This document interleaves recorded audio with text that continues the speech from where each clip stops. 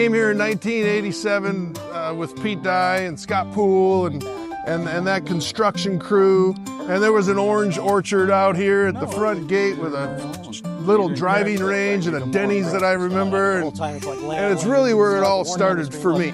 I think the range, I think the dye course and design will pour over into the driving range with all the design forms and the intricacies and the concaveness and shades and shadows. I really think that it's going to all bring everything together out here on the harbor. So I'm really looking forward. I'll do a lot of the finish work myself.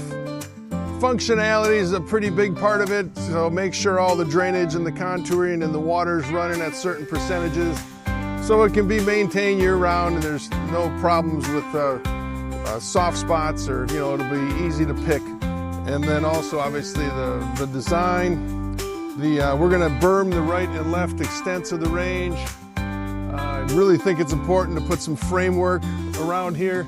It'll give it a lot of character and identity, and we'll have a lot of shadows, and it'll really be reminiscent of what's out on the dye course when we get done with the fairways we're going to carve in there, all the numerous targets, all the different yardages you can hit to.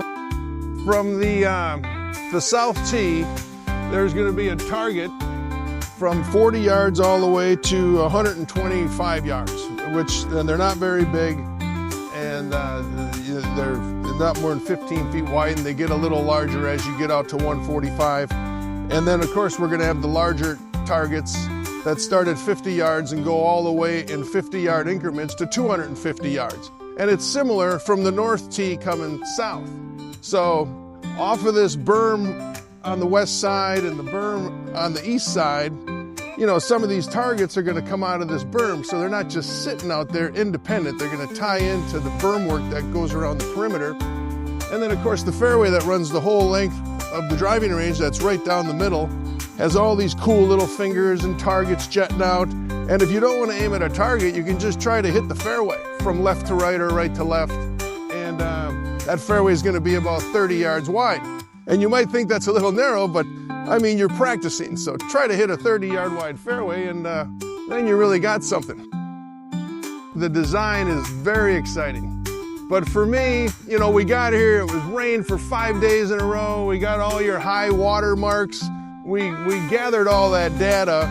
And the best thing that's going to happen here is we got all our elevations now. And as soon as it stops raining, and it might be a half hour or 45 minutes, but you'll be able to get out on your range. It's not going to be a quagmire and a mud pit. It's going to function really well and put a great design on top of that, and I think you're really going to have something.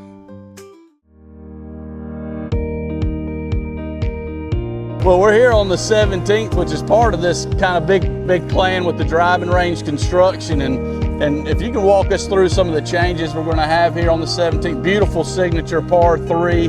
What kind of tweaks are you going to do around here? Well, this is a great golf hole, and I mean, say no more, just take a look at it. But anyway, the tees have migrated way in off the water. The plants and everything that grows up on these shelves is kind of taken over. So to clean all this out is going to be a blessing.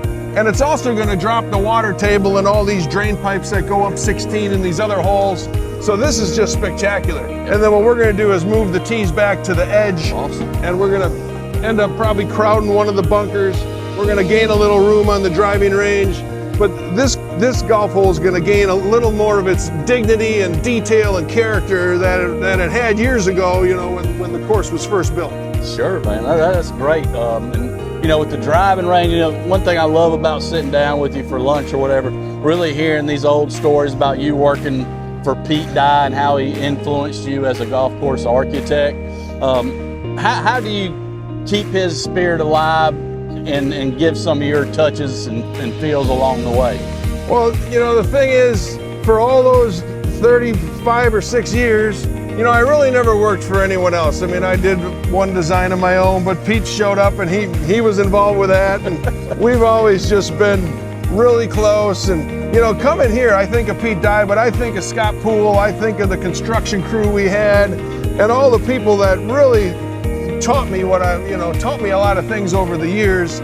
And I really don't I wouldn't know how to build a Fazio golf course or do anything else other than what we do here, and it's really important to me that these courses stay authentic. And yeah, to be a part of this latest project it's really exciting. I know they're looking down on us and on me, and it really is an honor. So I'm happy to be involved with anything you're doing, and this is going to be a great project right here.